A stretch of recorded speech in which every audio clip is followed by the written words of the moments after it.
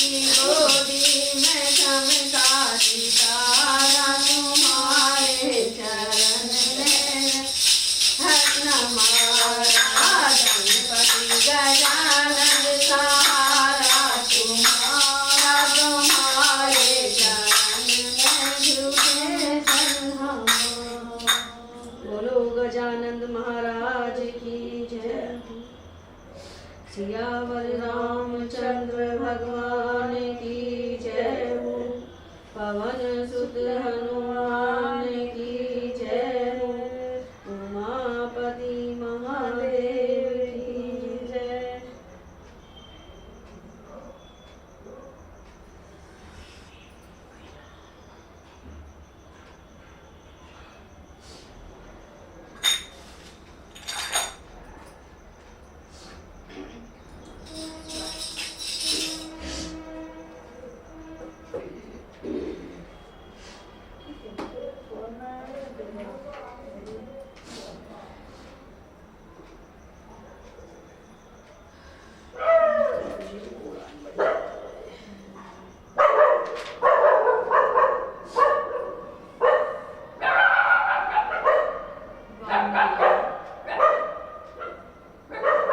धर्म प्रेमी भगवान श्री राम ने अपने बाणों द्वारा खर की उस गदा को विदीर्ण करके मुस्कुराते हुए यह रोष सूचक बात कही। राक्षस दम, यही तेरा सारा बल है जिसे तूने इस गदा के साथ दिखाया है। अब सिद्ध हो गया कि तू मुझसे अत्यंत शक्तिहीन है। व्यर्थ ही अपने बल की डींग हाँक रहा था। मेरे बाणों से छिन्न भिन्न होकर तेरी यह गदा पृथ्वी पर पड़ी हुई है। तेरे मन में जो यह विश्वास था कि मैं इस गदा से शत्रु का वध कर डालूंगा, इसका खंडन तेरी इस गदा ने ही कर दिया। अब यह स्पष्ट हो गया कि तू केवल बातें बनाने में ठीक है, तुझसे कोई पराक्रम नहीं हो सकता। तूने जो यह कहा था कि मैं तुम्हारा वध करके तुम्हारे हाथ से मारे गए राक्षसों का अभी आंसू पहुंचूंगा, तेरी वह बात भी झूठी हो गई। तू नीच, क्षुद्र स्वभाव से युक्त और मिथ्याचारी राक्षस है। मैं तेरे प्राणों को उसी प्रकार हलूंगा जैसे गरुड़ ने देवताओं के यहाँ से अमृत का अपहरण किया था। अब मैं अपने बाणों से तेरे शरीर को विदीर्ण करके तेरा गला भी काट डालूंगा। फिर यह पृथ्वी फेन और बुदबुदों से युक्त तेरे गरम गरम रक्त का पान करेगी। तेरे सारे अंग धूल से धूसर हो जाएंगे। तेरी दोनों भुजाएं शरीर से अलग होकर पृथ्वी पर गिर जाएंगी और उस दिशा में तू दुर्लभ युवती के समान इस पृथ्वी का आलिंगन करके सदा के लिए सो जाएगा। तेरे जैसे राक्षस कुल कलंक के सदा के लिए महानिद्रा में सो जाने पर ये दंडक वन के प्रदेश शरणार्थियों को शरण देने वाले हो जाएंगे। राक्षस, मेरे बाणों से जन स्थान में बने हुए तेरे निवास स्थान के नष्ट हो जाने पर मुनिगण इस वन में सब और निर्भय विचर सकेंगे। जो अब तक दूसरों को भय देती थी, वे राक्षसियां आज अपने बांधव जनों के मारे जाने से दीन हो आंसुओं से भीगे मुंह लिए जन स्थान से स्वयं ही भय के कारण भाग जाएंगी। जिनका तुझ जैसा दुराचारी पति है, वे तदनुरूप कुल वाली तेरी पत्नियां आज तेरे मारे जाने पर काम आदि पुरुषार्थों से वंचित हो शोक रूपी स्थायी भाव वाले करुण रस का अनुभव करने वाली होंगी। क्रूर स्वभाव वाले निशाचर, तेरा हृदय सदा ही क्षुद्र विचारों से भरा रहता है। तू ब्राह्मणों के लिए कंटक रूप है। तेरे ही कारण मुनि लोग शंकित रहकर ही अग्नि में भविष्य की आहुतियां डालते हैं। वन में श्री रामचंद्र जी जब इस प्रकार रोषपूर्ण बातें कह रहे थे, उस समय क्रोध के कारण खर का भी स्वर अत्यंत कठोर हो गया और उसने उन्हें फटकारते हुए कहा, अहो, निश्चय तुम बड़े घमंडी हो। भय के अवसरों पर निर्भय बने हुए हो। जान पड़ता है कि तुम मृत्यु के अधीन हो गए हो। इस कारण से ही तुम्हें यह भी पता नहीं है कि कब क्या कहना चाहिए और क्या नहीं कहना चाहिए। जो पुरुष काल के फंदों से फंस जाते हैं, काल के फंदे में फंस जाते हैं, उनकी 6 इंद्रियां बेकाम हो जाती हैं। इसलिए उन्हें कर्तव्य और अकर्तव्य का ज्ञान नहीं रह जाता। ऐसा कहकर उस निशाचर ने एक बार श्री राम की ओर भौहें टेढ़ी करके देखा और रणभूमि में उन पर प्रहार करने के लिए वह चारों ओर दृष्टिपात करने लगा। इतने में ही उसे एक विशाल साखू का वृक्ष दिखाई दिया जो निकट ही था। खर ने अपने होठों को दांतों से दबाकर उस वृक्ष को उखाड़ लिया। फिर उस महाबली निशाचर ने विकट गर्जना करके दोनों हाथों से उस वृक्ष को उठा लिया और श्री राम पर दे मारा। साथ ही यह भी कहा, लो अब तुम मारे गए। परम प्रतापी भगवान श्री राम ने अपने ऊपर आते हुए उस वृक्ष को बाण समूहों से काट गिराया और उस समर भूमि में खर को मार डालने के लिए अत्यंत क्रोध प्रकट किया। उस समय श्री राम के शरीर में पसीना आ गया, उनके नेत्र प्रांत रोष से रक्त वर्ण के हो गए। उन्होंने सहस्त्रों बाणों का प्रहार करके सम्रांगण में खर को क्षत विक्षत कर दिया। उनके बाणों के आघात से उस निशाचर के शरीर में जो घाव हुए थे उनसे अधिक मात्रा में फेन युक्त रक्त प्रवाहित होने लगा, मानो पर्वत के झरने से जल की धाराएं गिर रही हों। श्री राम ने युद्ध स्थल में अपने बाणों की मार से खर को व्याकुल कर दिया, तो भी उसका साहस कम नहीं हुआ। वह खून की गंध से उन्मत्त होकर बड़े वेग से श्री राम की ओर दौड़ा। अस्त्र विद्या के ज्ञाता भगवान श्री राम ने देखा कि यह राक्षस खून से लथपथ होने पर भी अत्यंत क्रोध पूर्वक मेरी ही और बड़ा आ रहा है, तो वे तुरंत चरणों का संचालन करके 2-3 पग पीछे हट गए। राक्षस राज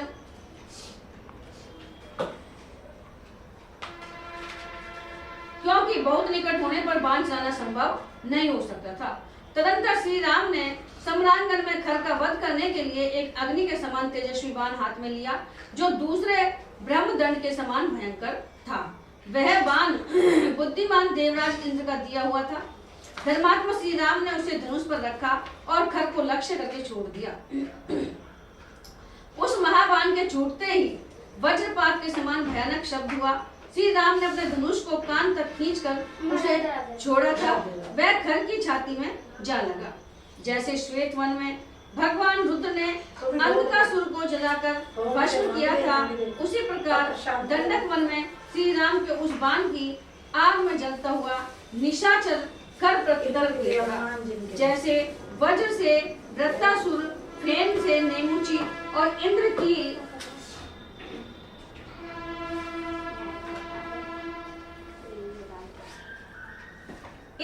अश्नि से बलासुर मारा गया था, उसी प्रकार श्री राम के बाण से आहत होकर खर धाराशायी हो गया। इसी समय देवता चरणों के साथ मिलकर आए और हर्ष में भरकर दुंदुभी बजाते हुए वहां श्री राम के ऊपर चारों ओर से फूलों की वर्षा करने लगे। उस समय उन्हें यह देखकर बड़ा आश्चर्य हुआ था कि श्री राम ने अपने कहने बाणों से 1.5 मुहूर्त में ही इच्छानुसार रूप धारण करने वाले खर, दूषण आदि 14,000 राक्षसों का इस महासमर में संहार कर डाला। वे बोले, अहो, अपने स्वरूप को जानने वाले भगवान श्री राम का यह कर्म महान और अद्भुत है। इनका बल पराक्रम भी अद्भुत है और इनमें भगवान विष्णु की भांति आश्चर्यजनक दृढ़ता दिखाई देती है। ऐसा कहकर वे सब देवता जैसे आए थे वैसे ही चले गए। तदंतर बहुत से राज ऋषि और अगस्त्य आदि महर्षि मिलकर वहां आए तथा प्रसन्नता पूर्वक श्री राम का सत्कार करके उनसे इस प्रकार बोले, रघुनंदन इसलिए महातेजस्वी पाक शासन पुरंदर इंद्र सरभंग मुनि के पवित्र आश्रम पर आए थे और इसी कार्य की सिद्धि के लिए महर्षियों ने विशेष उपाय करके आपको पंचवटी के इस प्रदेश में पहुंचाया था। मुनियों के शत्रु रूप इन पापाचारी राक्षसों के वध के लिए ही आपका यहाँ शुभागमन आवश्यक समझा गया था। दशरथ नंदन, आपने हम लोगों का यह बहुत बड़ा कार्य सिद्ध कर दिया। अब बड़े बड़े ऋषि मुनि दंडकारण्य के विभिन्न प्रदेशों में निर्भय होकर अपने धर्म का अनुष्ठान करेंगे। इसी बीच में वीर लक्ष्मण भी सीता के साथ पर्वत की कंदरा से निकलकर प्रसन्नता पूर्वक आश्रम में आ गए। तत्पश्चात महर्षियों से प्रशंसित और लक्ष्मण से पूजित विजयी वीर श्री राम ने आश्रम में प्रवेश किया। महर्षियों को सुख देने वाले अपने शत्रुहंता पति का दर्शन करके विधेय राज नंदिनी सीता को बड़ा हर्ष हुआ। उन्होंने परमानंद में निमग्न होकर अपने स्वामी का आलिंगन किया। राक्षस समूह मारे गए और श्री राम को कोई क्षति नहीं पहुंची। यह देख और जानकर जानकी जी को बहुत संतोष हुआ। प्रसन्नता से भरे हुए महात्मा मुनि जिनकी बुरी बुरी प्रशंसा कर रहे थे तथा जिन्होंने राक्षसों के समुदाय को कुचल डाला था, उन प्राण वल्लभ श्री राम का बारंबार आलिंगन करके उस समय जनक नंदिनी सीता को बड़ा हर्ष हुआ। उनका मुख प्रसन्नता से खिल उठा। तदंतर जल स्थान से अकंपन नामक राक्षस बड़ी उतावली के साथ लंका की ओर गया और शीघ्र ही उस पुरी में प्रवेश करके रावण से इस प्रकार बोला, राजन, जल स्थान में जो बहुत से राक्षस रहते थे वे मार डाले गए, खर युद्ध में मारा गया, मैं किसी तरह जान बचाकर यहाँ आया हूँ। अकंपन के ऐसा कहते ही दशमुख रावण क्रोध से जल उठा और लाल आंखें करके उससे इस तरह बोला मानो उसे अपने तेज से जलाकर भस्म कर डालेगा। वह बोला, कौन मौत के मुख में जाना चाहता है जिसने मेरे भयंकर जल स्थान का विनाश किया है? कौन वह दुस्साहसी है जिसे समस्त लोकों में कहीं भी थोड़ा ठिकाना नहीं मिलने वाला है? मेरा अपराध करके इंद्र, यम, कुबेर और विष्णु भी चैन से नहीं रह सकेंगे। मैं काल का भी काल हूँ, आग को भी जला सकता हूँ तथा मौत को भी मृत्यु के मुख में डाल सकता हूँ। यदि मैं क्रोध में भर जाऊं तो अपने वेग से वायु की गति को भी रोक सकता हूँ, रावण कह रहा है, तथा अपने तेज से सूर्य और अग्नि को भी जलाकर भस्म कर सकता हूँ। रावण को इस प्रकार क्रोध से भरा देख भय के मारे अकंपन की बोलती बंद हो गई। उसने हाथ जोड़कर संशय युक्त वाणी में रावण से अभय की याचना की। तब राक्षसों में श्रेष्ठ दशग्रीव ने उसे अभयदान दिया। इससे अकंपन को अपने प्राण बचने का विश्वास हुआ और वह संशय रहित होकर बोला, राक्षस राज राजा दशरथ के नवयुवक पुत्र श्री राम पंचवटी में रहते हैं और उनके शरीर की गठन सिंह के समान है। कंधे मोटे और भुजाएं गोल तथा लंबी हैं। शरीर का रंग सांवला है। वे बड़े यशस्वी और तेजस्वी दिखाई देते हैं। उनके बल और पराक्रम की कहीं तुलना नहीं है। उन्होंने जन स्थान में रहने वाले खर और दूषण आदि का वध किया है। अकंपन की यह बात सुनकर राक्षस राज रावण ने नागराज महान सर्प की भांति लंबी सांस खींचकर इस प्रकार कहा, अकंपन, बताओ तो सही, क्या राम संपूर्ण देवताओं तथा देवराज इंद्र के साथ जनस्थान में आए हैं? रावण का यह प्रश्न सुनकर अकंपन ने महात्मा श्री राम के बल और पराक्रम का पुनः इस प्रकार वर्णन किया। लंकेश्वर, जिनका नाम राम है, वे संसार के समस्त धनुर्धरों में श्रेष्ठ और अत्यंत तेजस्वी हैं। दिव्यास्त्रों के प्रयोग का जो गुण है उससे भी वे पूर्णतः संपन्न हैं। युद्ध की कला में तो वे पराकाष्ठा को पहुंचे हुए हैं। श्री राम के साथ उनके छोटे भाई लक्ष्मण भी हैं जो उन्हीं के समान बलवान हैं। उनका मुख पूर्णिमा के चंद्रमा की भांति मनोहर है। उनकी आंखें कुछ कुछ लाल हैं और स्वर दुंदुभी के समान गंभीर है। जैसे अग्नि के साथ वायु हो, उसी प्रकार अपने भाई के साथ संयुक्त हुए राजाधिराज श्रीमान राम बड़े प्रबल हैं। उन्होंने ही जनस्थान को उजाड़ डाला है। उनके साथ न कोई देवता है न महात्मा मुनि। इस विषय में आप कोई विचार न करें। श्री राम के छोड़े हुए सोने के 5 वाले बाण 5 मुख वाले सर्प बनकर राक्षसों को खा जाते थे। भय से कातर हुए राक्षस जिस जिस मार्ग से भागते थे वहां वहां वे श्री राम को ही अपने सामने खड़ा देखते थे। अनग, इस प्रकार अकेले श्री राम ने ही आपके जनस्थान का विनाश किया है। अकंपन की यह बात सुनकर रावण ने कहा, मैं अभी लक्ष्मण सहित राम का वध करने के लिए जनस्थान को जाऊंगा।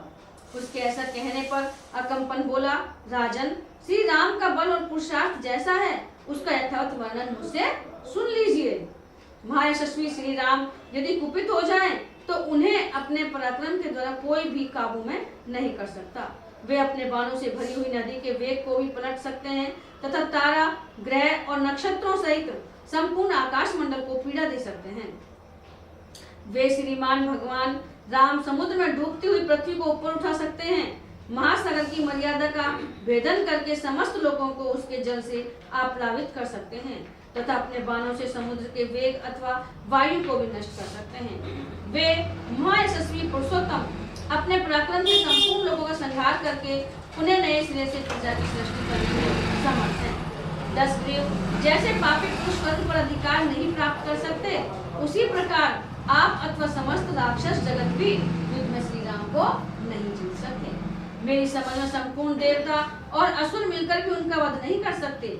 उनके वध का यह एक उपाय मुझे सूझा है, उसे आप मेरे मुख से एक चित्त होकर सुनिए। श्री राम की पत्नी सीता, अकंपन ने बताया, सीता संसार की सर्वोत्तम सुंदरी है। उसने यौवन के मध्य में पदार्पण किया है उसके अंग प्रत्यंग सुंदर और सुडोल हैं। वह रत्न में आभूषणों से विभूषित रहती है। सीता संपूर्ण स्त्रियों में एक रत्न है। देव कन्या, गंधर्व कन्या, अप्सरा अथवा नाग कन्या कोई भी रूप में उसकी समानता नहीं कर सकती। फिर मनुष्य जाति की दूसरी कोई नारी उसके समान कैसे हो सकती है।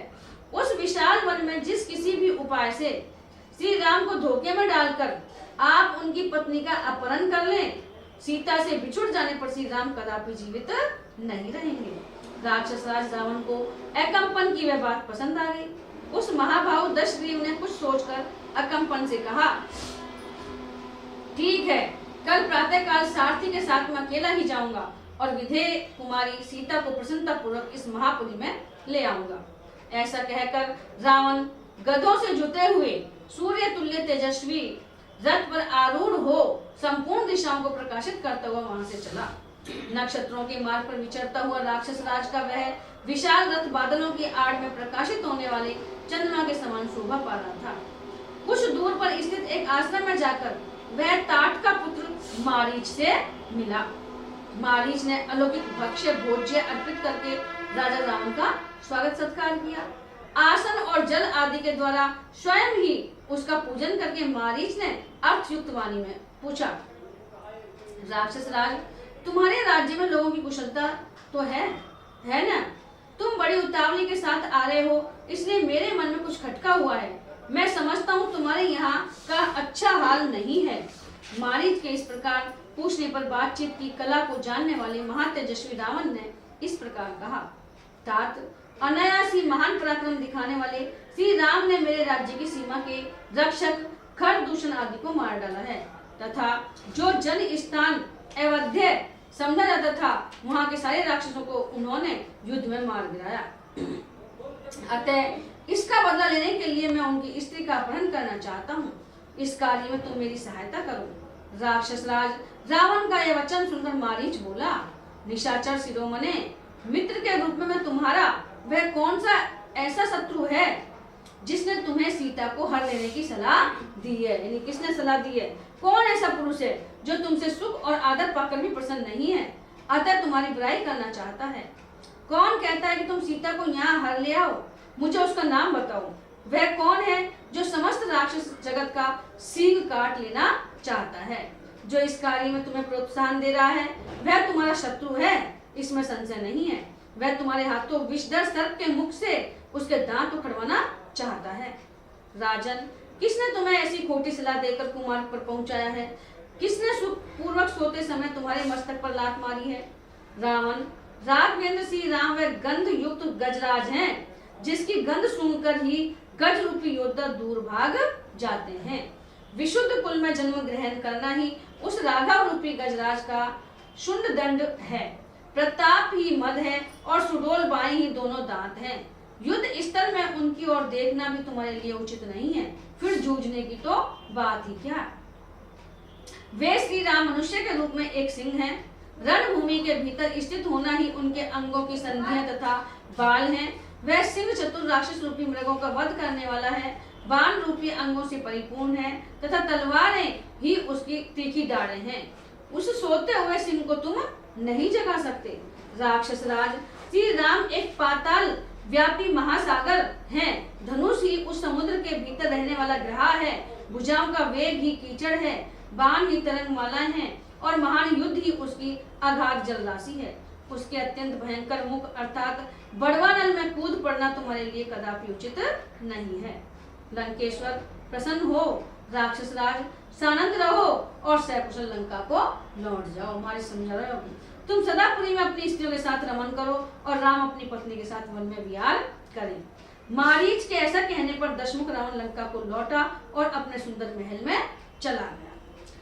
उधर शूर्पणखा ने जब देखा कि श्री राम ने भयंकर कर्म करने वाले 14,000 राक्षसों को अकेले ही मार गिराया तथा युद्ध के मैदान में दूषण खर और त्रिशरा को भी मौत के घाट उतार दिया, तब वह शोक के कारण मेघ गर्जना के समान पुनः बड़े जोर जोर से घोर चीत्कार करने लगी।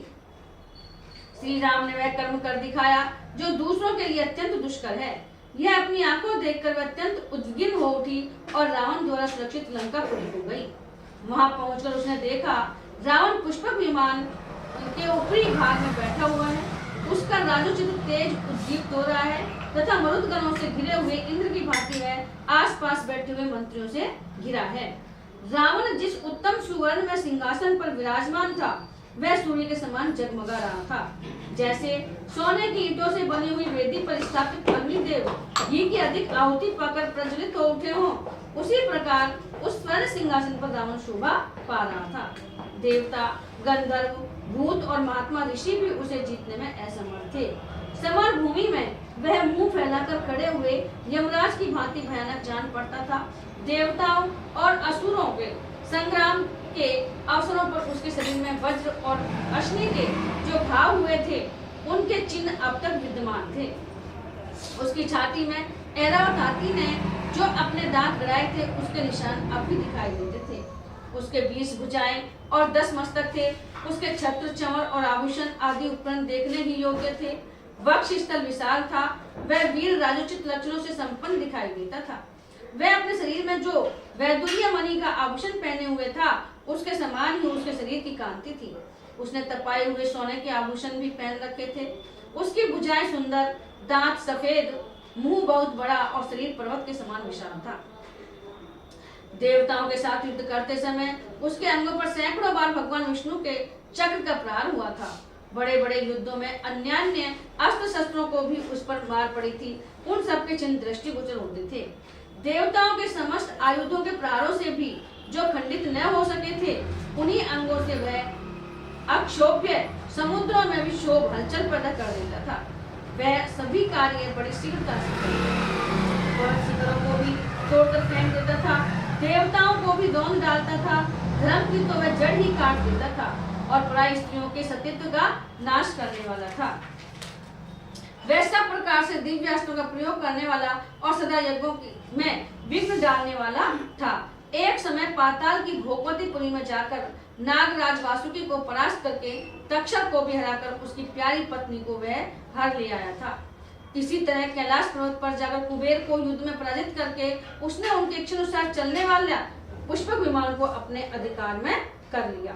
वह पराक्रमी निशाचर क्रोधपूर्वक कुबेर के दिव्य चैत्र रथ वन को, सौगंधिक कमलों से युक्त नलिनी नाम वाली पुष्करणी को, इंद्र के नंदन वन को तथा देवताओं के दूसरे दूसरे उद्यानों को नष्ट करता रहता था। वह पर्वत शिखर के समान आकार धारण करके शत्रुओं को संताप देने वाले महाभाग चंद्रमा और सूर्य को उनके उदय काल में अपने हाथों से रोक देता था।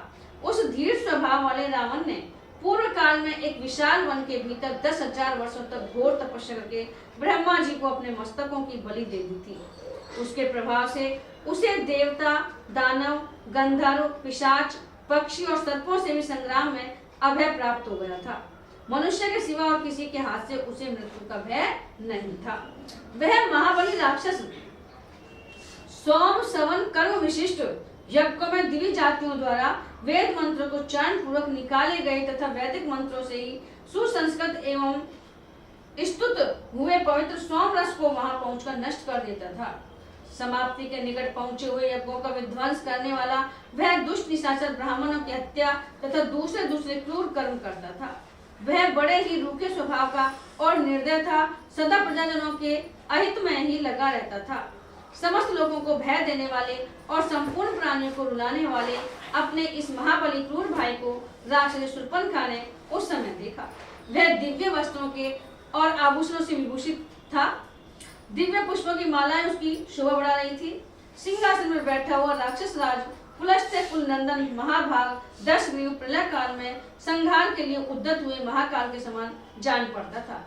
मंत्रियों से घिरे हुए शत्रुहंता भाई रावण के पास जाकर भय से विवल हुई वह राक्षसी कुछ कहने को उद्यत हुई।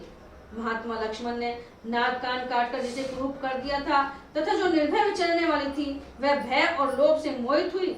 शूर्पणखा बड़े बड़े चमकीले नेत्रों वाले अत्यंत क्रूर रावण को अपनी दुर्दशा दिखाकर उसे बोली। उस समय शूर्पणखा श्री राम से तिरस्कृत होने के कारण बहुत दुखी थी। उसने मंत्रियों के बीच में बैठे हुए समस्त लोगों को रुलाने वाले रावण से अत्यंत कुपित होकर कठोर वाणी में कहा, राक्षस राज, तुम स्वेच्छाचारी और निरंकुश होकर विषय भोगों में मतवाले हो रहे हो। तुम्हारे लिए घोर भय उत्पन्न हो गया है। तुम्हें इसकी जानकारी होनी चाहिए थी किंतु तुम इसके विषय में कुछ नहीं जानते हो। जो राजा निम्न श्रेणी के भोगों में आसक्त हो, स्वेच्छाचारी और लोभी हो जाता है, उसे मरघट की आग के समान हे मानकर प्रजा उसका अधिक आदर नहीं करती है। जो राजा ठीक समय पर स्वयं ही अपने कार्यों का संपादन नहीं करता है, वह राज्य उन कार्यों के साथ ही नष्ट हो जाता है। जो राज्य की देखभाल के लिए गुप्तचरों को नियुक्त नहीं करता है, प्रजाजनों को जिसका दर्शन दुर्लभ हो जाता है और कामनी आदि भोगों में आसक्त होने के कारण अपनी स्वाधीनता खो बैठता है, ऐसे राजा को प्रजा दूर से ही त्याग देती है। ठीक उसी तरह जैसे हाथी नदी की कीचड़ से दूर ही रहते हैं।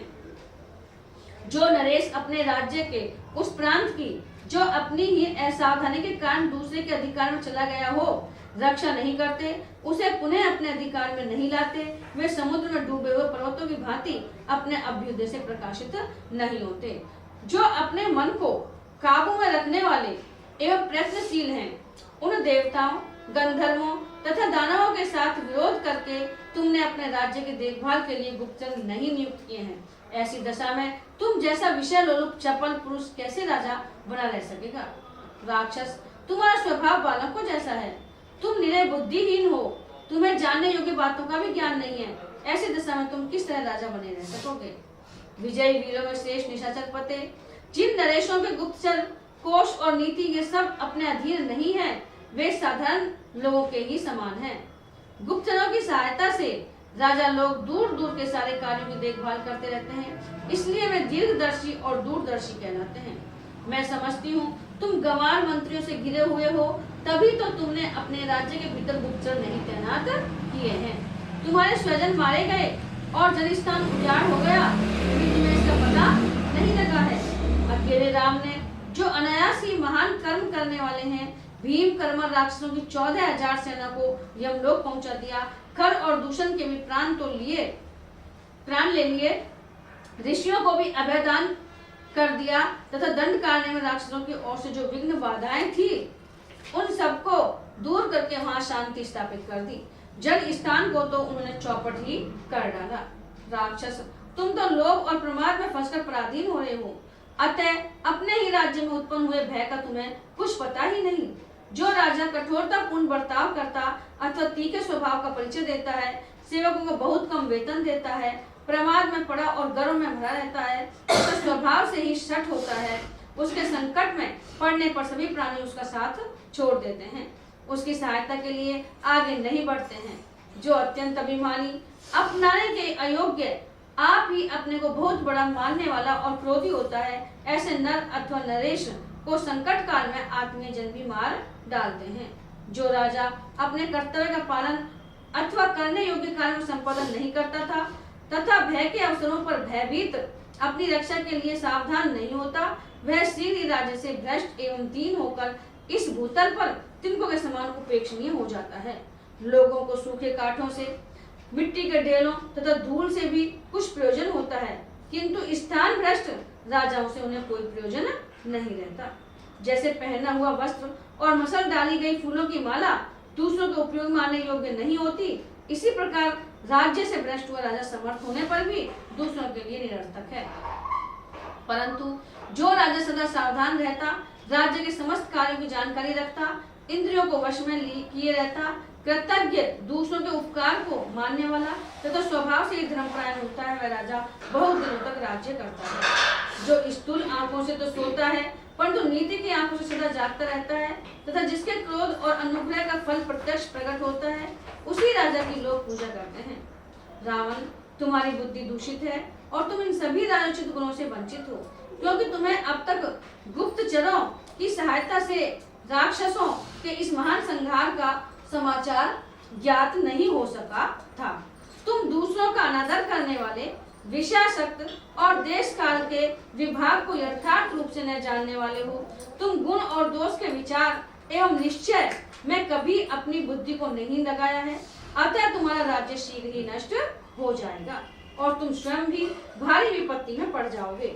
शूर्पणखा के द्वारा कहे गए अपने दोषों पर बुद्धि पूर्वक विचार करके धन, अभिमान और बल से संपन्न हुए निशाचर रावण बहुत देर तक सोच विचार एवं चिंता में पड़ा रहा। जब शूर्पणखा ने इस प्रकार बात कही, शूर्पणखा को इस प्रकार कठोर बातें कहती देख मंत्रियों के बीच में बैठे हुए रावण ने अत्यंत कुपित होकर पूछा, राम कौन है, उसका बल कैसा है, रूप और पराक्रम कैसे हैं, अत्यंत दुष्ट दंडकारण्य में उसने किस लिए प्रवेश किया है, राम के पास कौन ऐसा अस्त्र है जिससे वे सब राक्षस मारे गए तथा युद्ध में खर दूषण और तिरस्कार का भी संहार हो गया। मनोहर अंगों वाली शूर्पणखे, ठीक ठीक बताओ, किसने तुम्हें कुरूप बनाया है, किसने तुम्हारी नाक और कान काट डाले हैं। राक्षस राज रावण के इस प्रकार पूछने पर वह राक्षसी क्रोध से अचेत सी हो उठी। तदनंतर उसने श्री राम का यथावत परिचय देना प्रारंभ किया। भैया, श्री रामचंद्र राजा दशरथ के पुत्र हैं। उनकी भुजाएं लंबी, आंखें बड़ी बड़ी और रूप कामदेव के समान है। वे चीर और काला मृग चर्म धारण करते हैं। श्री राम धनुष इंद्रधनुष के समान अपने विशाल धनुष को, जिसमें सोने के छल्ले शोभा दे रहे हैं, खींचकर उसके द्वारा महाविषैले सर्पों के समान तेजस्वी नाराजों की वर्षा करते हैं। वे महाबली राम युद्ध स्थल में कब धनुष खींचते, कब भयंकर बाण हाथों में लेते और कब उन्हें छोड़ते हैं, यह मैं नहीं देख पाती थी। उनके बाणों की वर्षा से राक्षसों की सेना मर रही है। इतना ही मुझे दिखाई देता था जैसे इंद्र द्वारा बरसाए गए ओलों की वृष्टि से अच्छी खेती चौपट हो जाती है, उसी प्रकार राम के बाणों से राक्षसों का विनाश हो गया। श्री राम अकेले और पैदल थे, तो भी उन्होंने 1.5 मुहूर्त के भीतर ही खर और दूषण सहित खर और दूषण सहित 14,000 भयंकर बलशाली राक्षसों का तीखे बाणों से संहार कर डाला। ऋषियों को अभय दे दिया और समस्त दंडक वन को राक्षसों की विघ्न बाधाओं से रहित कर दिया। आत्मज्ञानी महात्मा श्री राम ने स्त्री का वध हो जाने के भय से एकमात्र मुझे किसी तरह केवल अपमानित करके ही छोड़ दिया। उनका वो था कि मैं स्त्रियों का वध नहीं करूँ, गाय कर स्त्रियों का रघुकुल में, इसलिए मुझे छोड़ दिया। उनका एक बड़ा ही तेजस्वी भाई है जो गुण और पराक्रम में उन्हीं के समान है। उसका नाम है लक्ष्मण। वह पराक्रमी वीर, अपने बड़े भाई का प्रेमी और भक्त है। उसकी बुद्धि बड़ी तीक्ष्ण है। वह अमरशील, दुर्जय, विजयी तथा बल विक्रम से संपन्न है। श्री राम का वह मानो दाहिना हाथ और सदा बाहर विचरने वाला प्राण है। श्री राम की धर्मपत्नी भी उनके साथ है। वह पति को बहुत प्यारी है और सदा अपने स्वामी का प्रिय तथा हित करने में ही लगी रहती है। उसकी आंखें विशाल और मुख पूर्ण चंद्रमा के समान मनोरम है।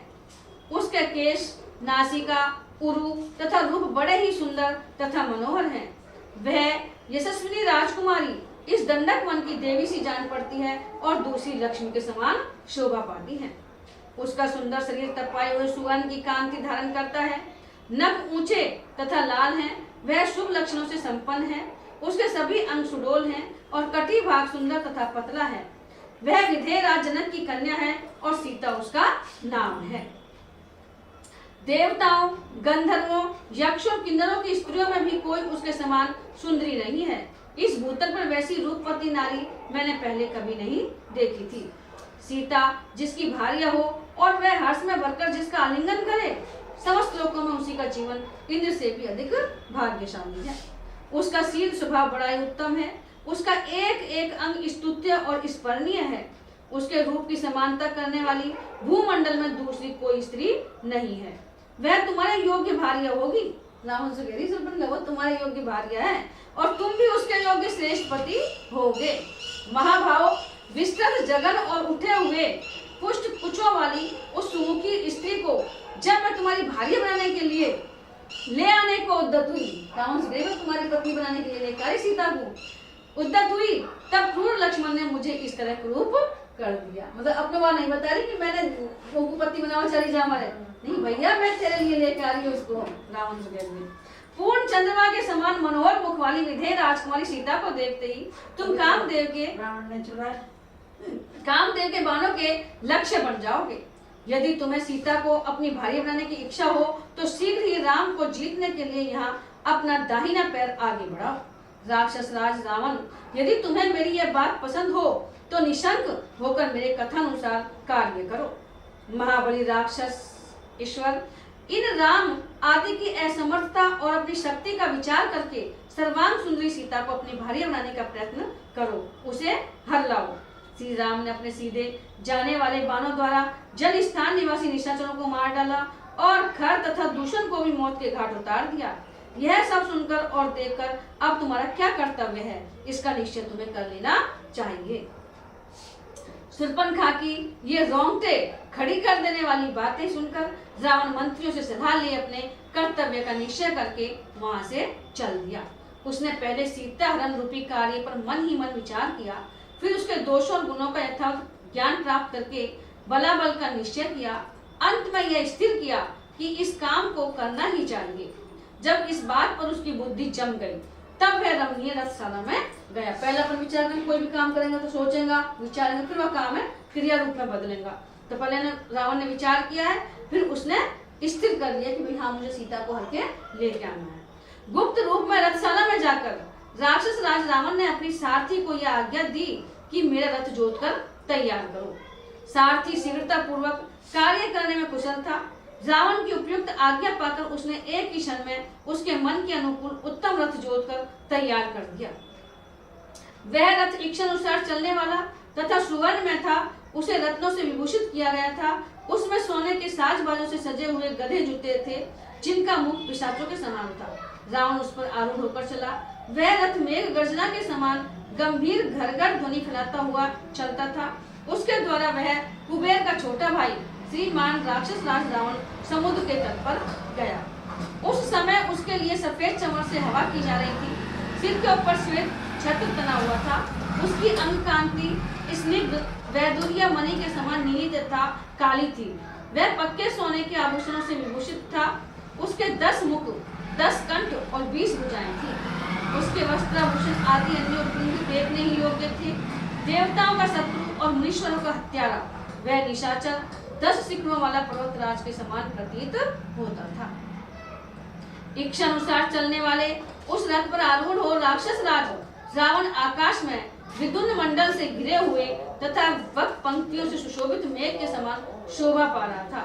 पराक्रमी रावण पर्वत युक्त समुद्र के तट पर पहुंचकर उसकी शोभा देखने लगा। सागर का वह किनारा नाना प्रकार के फल फूल वाले सहस्त्रों वृक्षों से व्याप्त था। चारों ओर मंगलकारी शीतल जल से भरी हुई पुष्करनियां और वेदिकाओं से मंडित विशाल आश्रम उस सिंधु तट की शोभा बढ़ा रहे थे। वहां कदलीवन और कई नारियल के कुंज शोभा दे रहे थे। साल, ताल, तमाल तथा सुंदर फूलों से भरे हुए दूसरे दूसरे वृक्ष उस तट प्रांत को अलंकृत कर रहे थे।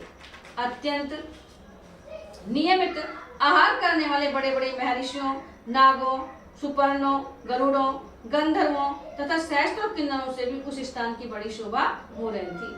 काम विजयी सिद्धों, चारणों, ब्रह्मा जी के पुत्रों, वानप्रस्थों, मास गोत्र में उत्पन्न मुनियों, बाल खिल्ले महात्माओं तथा केवल सूर्य किरणों का पान करने वाले तपस्वी जनों से भी वह सागर का तट प्रांत सुशोभित हो रहा था। बहुत सा तो हवाई पीवा करा, बहुत सा पानी पीवा, बहुत सा पड़े हुए पत्ते करता और बहुत सा केवल सूर्य की किरणें जो आवे ना उनको ही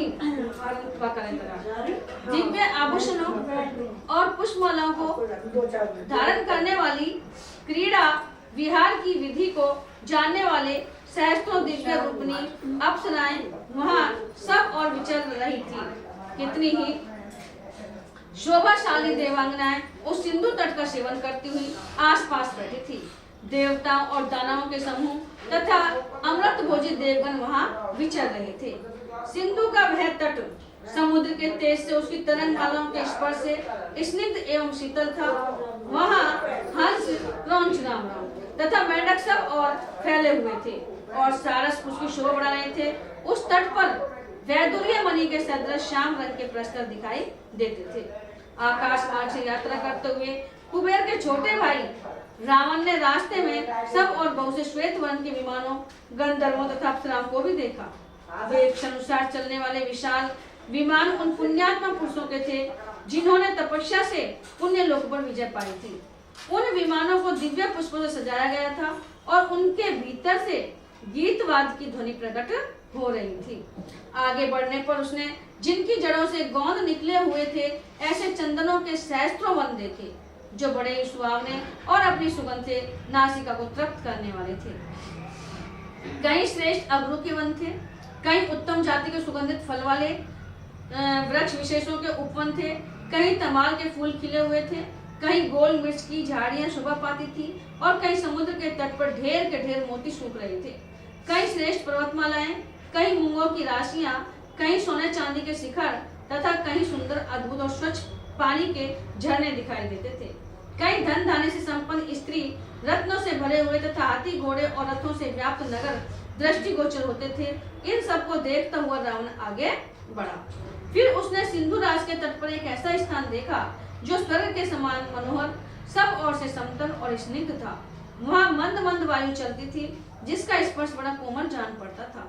वहाँ सागर तट पर एक बरगद का वृक्ष दिखाई दिया, जो अपनी घनी छाया के कारण मेघों की घटा के समान प्रतीत होता था। उसके नीचे चारों ओर मुनि निवास करते थे। उस वृक्ष की सुप्रसिद्ध शाखाएं चारों ओर 100 योजनों तक फैली हुई थी। यह वही वृक्ष था जिसकी शाखा पर किसी समय महाबली गरुड़ एक विशालकाय हाथी और कछुए को लेकर उन्हें खाने के लिए आ बैठा था। पक्षियों में श्रेष्ठ महाबली गरुड़ ने बहुसंख्यक पत्तों से भरी हुई उस शाखा को सहसा अपने भार से तोड़ डाला था। उस शाखा के नीचे बहुत से वैखानस, मांस, वालकिलीय, मरीचिक, सूर्य किरणों का पान करने वाले, ब्रह्मपुत्र और धूम्रप संज्ञा वाले महर्षि एक साथ रहते थे। उन पर दया करके उनके जीवन की रक्षा करने के लिए पक्षियों में श्रेष्ठ धर्मात्मा गरुड़ ने उस टूटी हुई 100 योजन लंबी शाखा को और उन दोनों हाथी और कछुए को भी वेग पूर्वक एक ही पंजे से पकड़ लिया और आकाश में ही उन दोनों जंतुओं के मांस खाकर फेंकी हुई उस डाली के द्वारा निषाद देश का संहार कर डाला। उस समय पूर्वोक्त महामुनियों को मृत्यु के संकट से बचा लेने से गरुड़ को अनुपम हर्ष प्राप्त हुआ। उस महान हर्ष से बुद्धिमान गरुड़ का पराक्रम दूना हो गया और उन्होंने अमृत ले आने के लिए पक्का निश्चय कर लिया।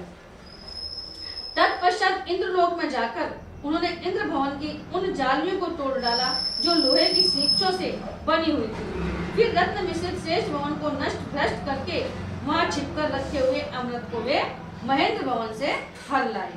गरुड़ के द्वारा तोड़ी हुई डाली का वह चिन्ह उस बरगद में उस समय भी मौजूद था। उस वृक्ष का नाम था सुभद्र वट। बहुत से महर्षि उस वृक्ष की छाया में निवास करते थे। कुबेर के छोटे भाई रावण ने उस वट वृक्ष को देखा। नदियों के स्वामी समुद्र के दूसरे तट पर जाकर उसने एक रमणीय वन के भीतर पवित्र एवं एकांत स्थान में एक आश्रम का दर्शन किया। वहां शरीर में काला मृग चर्म और सिर पर जटाओं का समूह धारण किए नियमित आहार करते हुए मारीच नामक राक्षस निवास करता था। रावण वहां जाकर उससे मिला। मिलने पर उस राक्षस मारीच ने सब प्रकार के अलौकिक अमनीय पदार्थ अर्पित करके राजा रावण का विधि पूर्वक आतिथ्य सत्कार किया। अन्न और जल से स्वयं उसका पूर्ण सत्कार करके मारीच ने प्रयोजन की बातें पूछते हुए उससे इस प्रकार कहा, राजन, तुम्हारी लंका में कुशल तो है? राक्षस राज, तुम किस काम के लिए पुनः इतनी जल्दी यहाँ आए हो? मारीच के इस प्रकार, पहले गए मारीच के पास, अब दोबारा आ गए, तो इतनी जल्दी कैसे आ गए आप? मारीच के इस प्रकार पूछने पर बातचीत करने में कुशल महातेजस्वी रावण ने उससे इस प्रकार कहा, तात मारीच, मैं सब बता रहा हूँ, मेरी बात सुनो। इस समय मैं बहुत दुखी हूँ और इस दुख की अवस्था में तुम ही मुझे सबसे बढ़कर सहारा देने वाले हो। तुम जन स्थान को जानते हो जहाँ मेरा भाई खर, महाभाव दूषण, मेरी बहन शूर्पणखा, मांस भोजी राक्षस महाभाव त्रिशरा तथा और भी बहुत से लक्ष्य वेद में कुशल सूरवीर निशाचर रहा करते थे। वे सभी राक्षस मेरी आज्ञा से वहां घर बनाकर रहते थे और उस विशाल वन में जो धर्माचरण करने वाले मुनि थे उन्हें सताया करते थे। वहां खर के मन का अनुसरण करने वाले तथा युद्ध विषयक उत्साह से संपन्न 14,000 सूरवीर राक्षस रहते थे जो भयंकर कर्म करने वाले थे। जल स्थान में निवास करने वाले जितने महाबली राक्षस थे वे सब के सब उस समय अच्छी तरह सन्नद्ध होकर युद्ध क्षेत्र में राम के साथ जा भिड़े थे। वे खर आदि राक्षस नाना प्रकार के अस्त्र शस्त्रों का प्रहार करने में कुशल थे, परंतु युद्ध के मुहाने और रोष में भरे हुए श्री राम ने अपने मुंह से कोई कड़वी बात न कहकर बाणों के साथ धनुष का ही व्यापार आरंभ किया। पैदल और मनुष्य होकर भी राम ने अपने दमकते हुए बाणों से भयंकर तेज वाले 14,000 राक्षसों का विनाश कर डाला और उसी युद्ध में खर को भी मौत के घाट उतारकर दूषण को भी मार गिराया। साथ ही त्रिशरा का वध करके उसने दंडकारण्य को दूसरों के लिए निर्भय बना दिया। उसके पिता ने कुपित होकर उसे पत्नी सहित घर से निकाल दिया है। उसका जीवन छीन हो चला है। यह क्षत्रिय कुल कलंक राम ही उस राक्षस सेना का घातक है। वह शील रहित, क्रूर, तीखे स्वभाव वाला, मूर्ख, लोभी, अजितेंद्रिय, धर्म त्यागी, अधर्मात्मा और समस्त प्राणियों के अहित में तत्पर रहने वाला है, जिसने बिना किसी वैर विरोध के केवल बल का आश्रय ले मेरी बहन के नाक कान काट कर उसका रूप बिगाड़ दिया। उससे बदला लेने के लिए मैं भी उसकी देव कन्या के समान सुंदरी पत्नी सीता को जन स्थान से बलपूर्वक हर लाऊंगा। तुम उस कार्य में मेरी सहायता करो। महाबली राक्षस, तुम जैसे पार्श्ववर्ती सहायक के और अपने भाइयों के बल पर ही मैं समस्त देवताओं की यहाँ कोई परवाह नहीं करता। अतः तुम मेरे सहायक हो जाओ, क्योंकि तुम मेरी सहायता करने में समर्थ हो।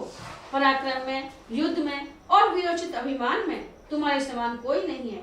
नाना प्रकार के उपाय बताने में भी तुम बड़े बहादुर हो। बड़ी बड़ी मायाओं का प्रयोग करने में भी विशेष कुशल हो।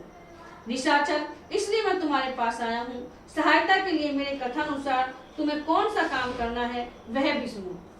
तुम सोने के बने हुए मृग जैसा रूप धारण करके रजतमय बिंदुओं से युक्त चितकबरे हो जाओ और राम के आश्रम में सीता के सामने विचरो। विचित्र मृग के रूप में तुम्हें देखकर सीता अवश्य ही अपने पति राम से तथा लक्ष्मण से भी कहेगी कि आप लोग इसे पकड़ लाओ। जब वे दोनों तुम्हें पकड़ने के लिए दूर निकल जाएंगे, तब मैं बिना किसी विघ्न बाधा के सूने आश्रम से सीता को उसी तरह सुख पूर्वक हर लाऊंगा जैसे राहु चंद्रमा की प्रभा का अपहरण कर लेता है। राहु ग्रस ले चंद्रमा को तो अंधेरा हो जाए। उसके बाद स्त्री का अपहरण हो जाने से जब राम अत्यंत दुखी और दुर्बल हो जाएगा, उस समय मैं निर्भय हो सुख पूर्वक उसके ऊपर कृतार्थ चित्त से प्रहार करूंगा। रावण के मुख से श्री रामचंद्र जी की चर्चा सुनकर महात्मा मारीच का मुंह सूख गया। वह भय से थर्रा उठा। वह अपलक नेत्रों से देखता हुआ अपने सूखे होठों को चाटने लगा। उसे इतना दुख हुआ कि वह मुर्दा सा दिखाई देने लगा। उसी अवस्था में उसने रावण की ओर देखा। उसे महान वन में श्री रामचंद्र जी के पराक्रम का ज्ञान हो चुका था, इसलिए वह मन ही मन अत्यंत भयभीत और दुखी हो गया तथा हाथ जोड़कर रावण से यथार्थ वचन बोला। उसकी वह बात रावण के तथा अपने लिए भी हितकर थी। यानी उसने सही बात कही, लेकिन वो लगेगा उनसे। राक्षस राज रावण की पूर्वोक्त बात सुनकर बातचीत करने में कुशल महातेजस्वी मारीच ने उसे इस प्रकार उत्तर दिया। राजन, सदा प्रिय वचन बोलने वाले पुरुष तो सर्वत्र सुलभ होते हैं। सदा प्रिय बोलने वाले तो, लेकिन सही बात अप्रिय होने पर भी हितकर हो, चाहे वो बुरी लग रही है लेकिन आपके हित में है, तो ऐसी बात के कहने और सुनने वाले दोनों ही दुर्लभ हैं। न तो कोई सुन सके और न कोई कहवा की हिम्मत। चापलूसी करे, मीठी मीठी वाचा, मुंह में बुराई होगी जब बात, तुम बहुत अच्छी हो। तुम कोई गुप्तचर तो रखते नहीं और तुम्हारा हृदय भी बहुत ही चंचल है। अतः निश्चय ही तुम श्री रामचंद्र जी के को बिल्कुल नहीं जानते। वे पराक्रमोचित गुणों में बहुत बड़े चढ़े तथा इंद्र और वरुण के समान हैं। तात, मैं तो यही चाहता हूँ कि समस्त राक्षसों का कल्याण हो। कहीं ऐसा न हो कि श्री रामचंद्र जी अत्यंत कुपित हो समस्त लोगों को राक्षसों से शून्य कर दे। जनक नंदिनी सीता तुम्हारे जीवन का अंत करने के लिए तो नहीं उत्पन्न हुई है। कहीं ऐसा न हो कि सीता के कारण तुम्हारे ऊपर कोई बहुत बड़ा संकट आ जाए। तुम जैसे स्वेच्छाचारी और उच्छृंखल राजा को पाकर लंकापुरी तुम्हारे और राक्षसों के साथ ही नष्ट न हो जाए।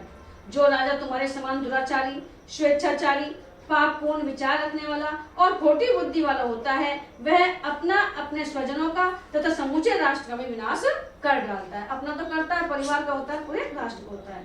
श्री रामचंद्र जी ने तो पिता द्वारा त्यागे या निकाले गए हैं। न उन्होंने धर्म की मर्यादा का किसी तरह त्याग किया है, न वे लोभी हैं, न दूषित आचार विचार वाले और न क्षत्रिय कुल कलंकी हैं। कौशल्या का आनंद बढ़ाने वाले श्री राम धर्म संबंधी गुणों से हीन नहीं हुए। उनका स्वभाव भी किसी प्राणी के प्रति तीखा नहीं है। वे सदा समस्त प्राणियों के हित में ही तत्पर रहते हैं।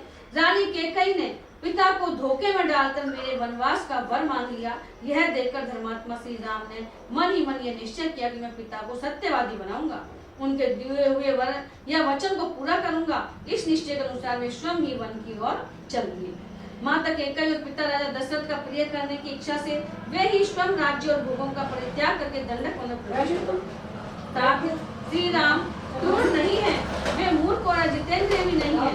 श्री राम में मिथ्या भाषण का दोष मैंने कभी नहीं सुना है, अतः उनके विषय में तुम्हें ऐसी उल्टी बातें कभी नहीं कहनी चाहिए। श्री राम धर्म के मूर्तिमान स्वरूप हैं, वे साधु और सत्य पराक्रमी हैं। जैसे इंद्र समस्त देवताओं के अधिपति हैं, उसी प्रकार श्री राम भी संपूर्ण जगत के राजा हैं। उनकी पत्नी विधेय राजकुमारी सीता अपने ही पातिव्रत्य के तेज से सुरक्षित है। जैसे सूर्य की प्रभा उससे अलग नहीं की जा सकती, उसी तरह सीता को श्री राम से अलग करना असंभव है। ऐसी दशा में तुम बलपूर्वक उनका अपहरण कैसे करना चाहते हो? श्री राम प्रज्वलित अग्नि के समान है, बाण ही उस अग्नि की ज्वाला है, धनुष और खड्ग ही उसके लिए ईंधन का काम करते हैं। तुम्हें युद्ध के लिए सहसा उस अग्नि में प्रवेश नहीं करना चाहिए। तात धनुष ही जिसका फैला हुआ दीप्तिमान मुख है और बाण ही प्रभा है जो अमरस में भरा हुआ है। धनुष और बाण धारण किए खड़ा है, जो स्वस्ति के स्वभाव का परिचय देता है और शत्रु सेना के प्राण लेने में समर्थ है। उस राम रूपी यमराज के पास तुम्हें यहाँ अपने राज्य सुख और प्यारे प्राणों का मोह छोड़कर सहसा नहीं जाना चाहिए। जनक किशोरी सीता जिनकी धर्म पत्नी है, उनका तेज अप्रमेय है। श्री रामचंद्र जी का धनुष उनका आश्रय है, अतः तुम में इतनी शक्ति नहीं है कि वन में उनका अपहरण कर सको। श्री रामचंद्र जी मनुष्यों में सिंह के समान है, समान पराक्रमी है। उनका वक्ष स्थल सिंह के समान उन्नत है। भामरी सीता उनकी प्राणों से भी अधिक प्रियतमा पत्नी है। वे सदा अपने पति का अनुसरण करती हैं। मिथिलेश कुमारी सीता ओजस्वी श्री राम की प्यारी पत्नी है। वे प्रज्वलित अग्नि की ज्वाला के समान ऐसा है, अतः उन सुंदरी सीता पर बलात्कार नहीं किया जा सकता। राक्षस राज यह व्रत का उपयोग करने से तुम्हें क्या लाभ होगा? जिस दिन युद्ध में तुम्हारे ऊपर श्री राम की दृष्टि पड़ जाए, उसी दिन तुम अपने जीवन का अंत समझना। यदि तुम अपने जीवन का सुख का और परम दुर्लभ राज्य का चिरकाल तक उपभोग करना चाहते हो, तो श्री राम का अपराध न करो। तुम विभीषण आदि सभी धर्मात्मा मंत्रियों के साथ सलाह करके अपने कर्तव्य का निश्चय करो। अपने और श्री राम के दोषों तथा गुणों के बलाबल पर भली भांति विचार करके अपनी और श्री रामचंद्र जी की शक्ति को ठीक ठीक समझ लो। फिर क्या करने से तुम्हारा हित होगा, इसका निश्चय करके जो उचित जान पड़े वही कार्य तुम्हें करना चाहिए। निशाचर राज, मैं तो समझता हूँ कि कौशल राजकुमार श्री रामचंद्र जी के साथ तुम्हारा युद्ध करना उचित नहीं है। अब पुनः मेरी एक बात और सुनो, यह तुम्हारे लिए बहुत ही उत्तम, उचित और उपयुक्त सिद्ध होगी। बोलो श्री रामचंद्र भगवान। मैं तो कल ही आई हूँ 8 बजे, अब या तो पूरी हो जाएगी शायद। तो अभी तो है, फिर दूसरों और खंड है, 2 खंड है वाल्मीकि रामायण 2 है। यहाँ तो हिंदी नहीं तो पढ़ती है, पूरी हो जाएगी दोबारा चालू कर देना। ना दूसरी ओर से लेकिन तभी यही पूरी ना होगी रामायण। हाँ रामायण दूसरा खंड और एक आई वो कल तो हमारा शादी है सातपुर वाला में अलवर, फिर चली जाऊंगी, फिर शनिवार को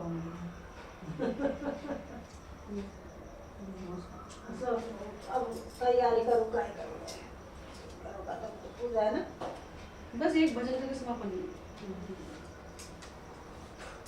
ओ भगवान को भजने वाले,